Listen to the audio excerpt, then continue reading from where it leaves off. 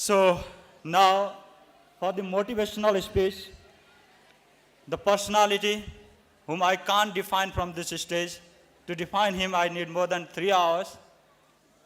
From the युग of my father to the युग of mine, he is the hero. मेरो बुवाको पनि हिरो, मेरो पनि हिरो. म सुटुक्क 9 कक्षामा पढ्दा चोर भन्ने फिल्म हेरेको थिएँ बुटबलमा, कालिका हलमा. अनि म पनि त्यस्तै देखिन्छु कि भनेर ऐनामा हेरेँ, कहिले देखिनँ. Hero of the hero, superhero, Mr. Rajesh Hamal. I would like to request him for the motivational speech. Rajesh Hamal. Distinguished Chief Guest, Professor Pradhan, Ojaji, respected principal, teachers, and most importantly, the students who are present here today. Good afternoon to everyone. You know, I'm truly delighted to be here amongst you, and I really mean this. You know, besides my passion for cinema and traveling, what I love most is to be with young people like you, to interact, to understand, because I truly believe that the youth are the pulse of today, the present. You are the vibrant force of today. What you think, what you aspire, what you dream, the way you conduct yourself, the way you carry yourself, will not only determine the society of tomorrow or the country of tomorrow, or for that matter, the world of tomorrow, but you also play a very vital role in the present. That is my firm belief. What you do, what you think, what kind of taste you have, what kind of outlook you have, what kind of mannerism you have, makes the dynamism of today, of the present as well. That kind of power you guys have. What you choose will make a lot of difference. What you choose to eat, what you choose to drink, what you choose to wear, what kind of entertainment you choose to have, what are the kind of things that you like or dislike, determines the dynamism not only in the society but also in the marketplace. If youth of today, if you decide, someone who is about 15 to 16 to up to 30, if they decide not to drink certain types of soft drinks, the market of that soft drink will plummet. If you decide that you are not entertained by certain types of entertainment, if you feel going to the movie theaters and watching movies does not give you entertainment, the movie business will go down. If you choose to dislike certain types of clothes, certain types of mannerism, the same thing will happen to that as well. That is the kind of power that you guys have.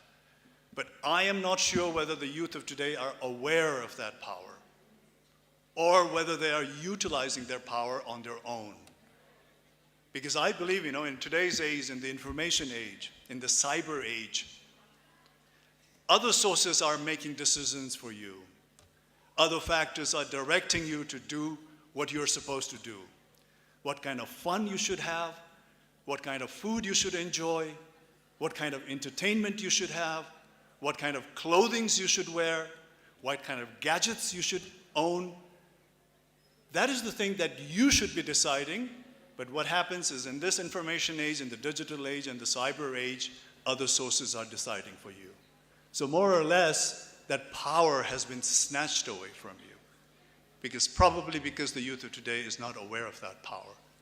Now what happens is when someone else is directing you of all these things, the society becomes a one big herd. There's a danger of creating a herd, a sheep-like community where everybody thinks alike, where everybody wants to wear the same thing, where everybody wants to have something that the other person has, and they do not make their own individual decision.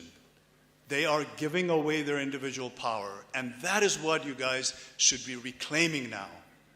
You know, it's all right to be similar, but it is much more better to be different, to have your own individual opinion, to have your own individual taste, to have your own individual creativity and to be directed by that and to be motivated by that gives you a true personality, gives you a true identity.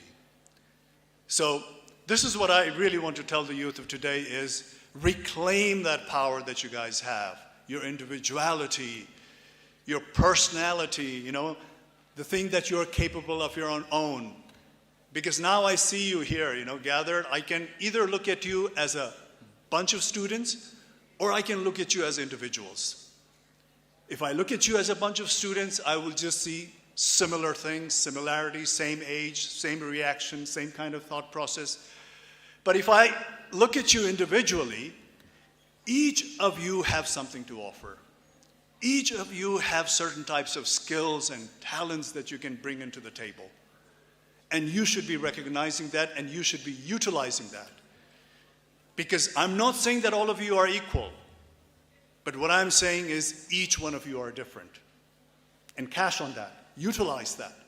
Don't compare yourself to others. Don't go by what the trend is saying. Don't go by with all the information that you have been bombarded with that is the right way to do things or think things. Don't go by that. Be your own creation. Utilize your creativity. Because each of you are an individual. Each of you have different types of skills, different types of talents, different types of capability. All you have to do is recognize that, to pinpoint that. Some of you might be good in the future, some of you might be a great CEO. Some of you might be a great chef. It doesn't matter. As long as you are utilizing your skill, as long as you're utilizing your capability. Because, in long run, when you go into life tomorrow, you at this stage, probably all of you have certain goals, the goals that you want to achieve. You're probably saying that I want to excel in this, I want to become this, I want to become a great banker maybe, I want to become a great CEO in the future maybe. And you make certain goals for yourself. But let me tell you, goal is not the end by itself. What you think as a goal is only the means. What you should actually aspire for is the growth in you. And the growth happens on an everyday basis. How to grow better, how to be a better person, how to achieve better things, so that ultimately one day you'll be in your goals. Once you have put your goals in place, according to the capacity and capability that you have, on a day-to-day basis, what you should concentrate on is how to grow better. Forget about your goal. As long as you're growing better each day, as long as you're learning each day, as long as you're being a better person each day, ultimately, if you get the goal, you become a very, very capable person. And even if you don't get the goal, what happens is that you will not be empty-handed. You would have become a better person, and you will end up doing something or the other. So the idea is the growth. Because in life, science says that whatever comes in life ultimately degenerates, ultimately dies away, ultimately fades away. You're born, you grow, you reach a certain peak, and then your decline starts, and then you meet your end. Everything happens like that. In the nature, in the living beings, you're born, you blossom, and then you die. But the only thing that remains with you throughout your life, which you can grow it constantly, is your knowledge, your spirit. That you can make it grow all your life. Even if your body gives up, even if you're weak and feeble in your old age, as long as you are constantly growing in your mind and in your spirit, you are becoming fruitful. So that is the only thing that keeps on growing for the entire life of yours, unless if you are attacked by some terrible disease of the mind. As long as that is not happening, that is the only thing that grows constantly. Otherwise, everything else degenerates. Today, you are young people. You have not peaked yet. At certain age, you will be peaking. And then once you peak, you'll reach your saturation points. And then the downhill starts. And then the course of the nature takes place. But that doesn't mean that spiritually and mentally that you will not be growing. As long as your mind is functioning, you'll be growing all your life. So that is what you should be concentrating and focusing on, to grow yourself mentally. You know, there is a story of this great writer. And this writer says, you know, at one stage of his life, a disease, a fatal, very dangerous disease hits him. And his body becomes very, very weak and he degenerates. So his whole body is not functioning, but his mind is still functioning. And even at that stage, because his mind is functioning, he's willing to grow all the time. He's willing to lift up his spirit all the time. And then what he wrote at that stage was, he says, my hands are weak. Because he's a sick person. He's an old person. He says, my hands are weak, but my writing is strong. He says, I have lost my speech, but my voice is strong. He says, I have diminished, but then he says, I have grown at the same time. So that is what happens. As long as you're concentrating on becoming a better person, growing all the time, that will, complete you as a human being, and that will be by your side all your life. So that is what you should concentrate on. As long as you're growing, there's no doubt that if you have known your capacity and your capability, and if you have set a goal, you will definitely reach a goal. And once you have reached a goal, once you've become whatever you wanted to become, whether you wanted to become a CEO, a doctor, an engineer, a lawyer, or for that matter, an actor, in long run, what happens is, in the society, what is most important is, it's not what you do. What you do is not important. A lot of people concentrate on what they are doing, They're saying, what I do? I'm a doctor. What I do? I'm a businessman. What I do? I'm a politician. Most of the people concentrate on what I do. But the emphasis should be on why I do what I'm doing. If you're able to get that message across of why you are doing what you are doing, the society respects you even more. They admire you even more, and your achievement becomes a true achievement. If you are able to explain why you're doing what you're doing. If a doctor is able to explain why he has become a doctor, what is the reason he has become a doctor? What kind of contribution he wants to make to the society? If a politician, instead of concentrating on what he is, if he concentrates on why is he what he is, then the society respects him more. He will be able to clarify why he wants to be a politician. What are the reasons he wants to be the politician? If he can get that message across, the society will accept him and respect him even more. And for that matter, even an actor. If I keep on saying that I'm an actor, what I do, I'm an actor, what are you, I'm a superstar. If I only say that, and if I'm not able to disseminate the message of why I'm doing what I'm doing, why am I contributing all my years in an acting field? Why did I start my acting career? What was the reason why I wanted to be an actor? If I'm able to put that message across to the society, the respect and the acceptance comes much more easily. So don't concentrate on what you want to become. Try to find out an answer why you want to become whatever you want to become. What is the reason? Why is it that you want to be whatever you want to be? Ask yourself. And for that, you need a certain type of awareness. Awareness is the most important thing. When I'm saying awareness is the most important thing, is because, as a human being, we are more or less made in the same fashion, in the same manner. After all, we're all humans. We have similar emotions, whether we are a great scientist or we are an ordinary person. We have similar emotions, we have similar mechanism, we react to similar things. But if you are aware, the people who are aware, they get the same actions done to them, but the people who are aware, they react differently. If someone makes you angry, if you are not aware of your emotions, you intend to get angry and retaliate. But if you're aware of your emotions, that might give you a realization that how am I going to control my actions? How am I going to behave in this manner? So awareness is very, very important. Having emotions is not a big deal. Don't try to say that I'm a good person, I don't get angry, I don't like to do this or do that, I'm a very nice person. Don't say that, because we're all affected by the human emotions.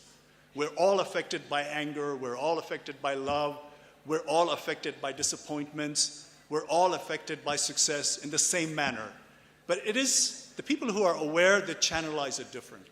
We come to know how to channelize our emotions, and that becomes very, very important. And I think a person who is aware will be able to, determine its future and its future path in a more accurate way. There was a person who was in a concentration camp. You guys know what a concentration camp is? During Second World War, in the Nazi time, Hitler time, he put a lot of people in the concentration camp, and they were, at one point or the other, going to be killed. And there was one prisoner who said that he can look at the faces of the prisoners and say that, I know who is going to live out this prison time and who is going to succumb to it. Who is going to give up or who is going to live it out and fight it. He could almost make it out by the mannerism and the expressions of their face. And that is because, you see, you can rob everything out of you. People can take away your money, people can take away your clothing, people can take away your possessions, but what they cannot take away is how you react to a situation. How are you going to react to a situation is going to be with you, and that is going to be your power. If some people teases you, it is within your power how you're going to react. That power, nobody is going to snatch it away. If somebody says, I'm going to kill you, how you're going to react to that is your power. That power no one can steal away from you. If somebody comes to your house and robs everything, how you're going to react to that situation is up to you. So the person who knows how to react in a situation is the person who is finally going to reach his destination. And I think that is very, very important. But at the same time, I'm not going to say that by doing everything correctly, by having your goals, by being aware, by being a determined person, by recognizing one's power and responsibility, life is going to be easy. I'm not going to say that. Nobody said life is going to be easy. Life is not a bed of roses. Life is going to be tough. Life is going to have challenges along the way. Life will always have challenges and hurdles. And they will be there at every interval. Don't think that just because you have gone through one challenge that you have succeeded in life. Just because you have reached a successful point at one phase of your life, don't think that your entire life is successful. Until you live, you will have to achieve a lot of success. You'll have to face a lot of challenges. You'll have to face a lot of hurdles. And as long as you are willing to face that, as long as you make yourself capable of facing that, that will determine whether you are going to be the winner or you're going to be the loser. There was a president in America called Roosevelt. I don't remember the exact word. I'm going to paraphrase. What he said was, that I really liked the saying that he said. I don't remember by word to word, but more or less I'm paraphrasing this. What he said was, when a strong man stumbles and falls, when a determined person stumbles and falls, it is not the man who stand in the periphery, point fingers at him, laugh at him, criticize him, trying to pull him down. They don't count. Those voices, those people don't count. Who really counts is the person who is there in the field, there in the arena, giving his best, trying his hardest, putting all that he has with sweat, blood, and tears and trying to achieve something, with his body smeared with tears and muds and whatnot, trying to make something out of his life, trying to get to the goal that he is wanting to get. That is the person who counts. Because in life, whenever you're trying to achieve something, whenever you're trying to make your dream come successful, there will be a lot of people who will probably try to pull you down, will be watching at every mistake that you make, and every time you make a mistake, they'll probably point fingers at you, laugh at you, criticize you. But as long as you stand up, as long as you are aware and you react in a different manner, you will be able to reach to your successful point. And that matters. So as long as you are striving, as long as you are working hard, as long as you are putting your best, even if you don't achieve success, at least you will know, you will get this satisfaction that you have given your best. You tried your hardest. So what if I didn't get it? At least I tried my hardest, I've learned my lesson, I'm not empty-handed, I gained something. But if you get success out of that, after trying hard, struggling hard, striving for things harder, if you achieve success, then that will be the ultimate success. And that will definitely make you happy and other people happy. Because in life, no matter what happens, winning is important. To win is important. But not winning by hook or by crook. Not winning by any means, but by winning in an honest way. Winning by helping other people, being compassionate to other people. When you are getting to the winning position, helping other people along the way as well. And despite that, if you actually become a winner tomorrow, everybody will appreciate that. Everybody will consider you as a true winner because you have gone there by your honest means, by helping other people, by being compassionate to other people, and not by hook or by crook. So I ask you all to be a winner in life, be a winner in a very honest way, in a compassionate way, protect your individuality, and have a wonderful life. Thank you very much. Thank you, everyone.